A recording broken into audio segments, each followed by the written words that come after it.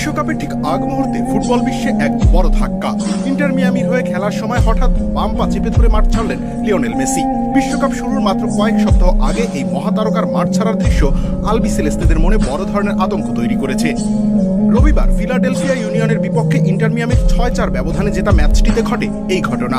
মিয়ামির বৃষ্টি ভেজা মাঠে ম্যাচের 73তম মিনিটে হ্যামস্ট্রিংয়ে অস্বস্তি বোধ করেন মেসি। ফলে নিজেই মাঠ থেকে উঠে যাওয়ার অনুরোধ করেন 38 বছর বয়সী এই কিংবদন্তি। তবে স্বস্তির বিষয় হলো মাঠ থেকে বের হওয়ার সময় তাকে স্বাভাবিকভাবেই হেঁটে টানেলের দিকে যেতে দেখা গেছে।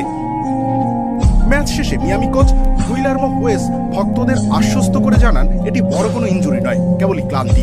বৃষ্টির কারণে মাঠ ভারী থাকায় কোনো ধরনের ঝুঁকি না নিতেই সতর্কতা স্বরূপ মেসিকে তুলে নেওয়া হয়েছে বলেও জানান কোচ।